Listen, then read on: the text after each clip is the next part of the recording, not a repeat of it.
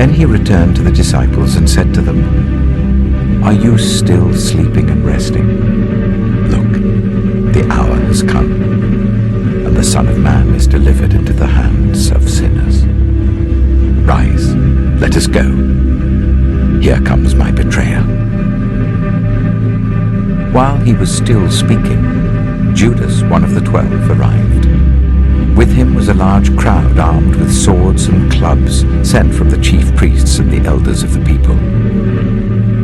Now the betrayer had arranged a signal with them. "The one I kiss is the man. Arrest him." Going at once to Jesus, Judas said, "Greetings, Rabbi," and kissed him.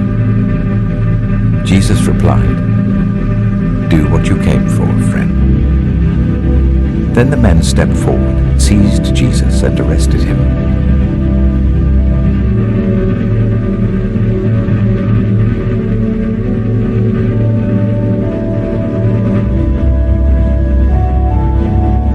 Jesus stood before the governor, and the governor asked him, "Are you the king of the Jews?"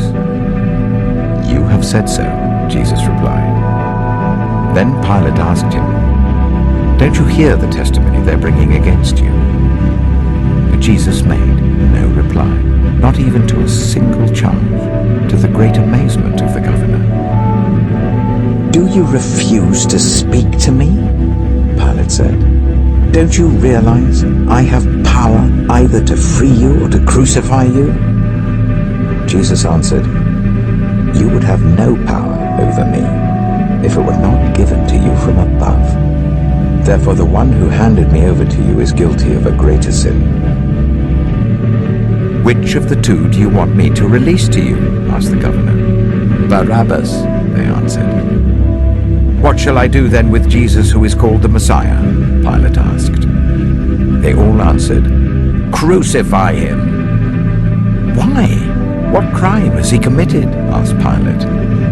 But they shouted all the louder, "Crucify him!"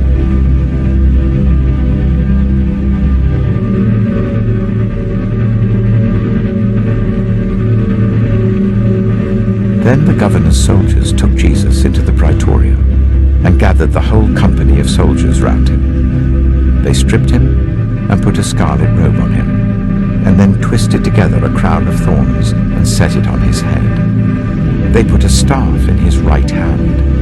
Then they knelt in front of him and mocked him. "Hail, King of the Jews," they said.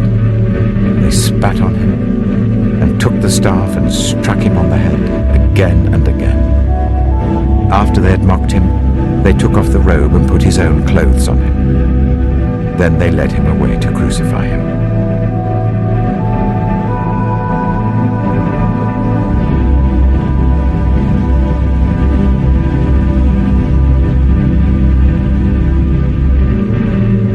The chief priests, the teachers of the law, and the elders mocked him.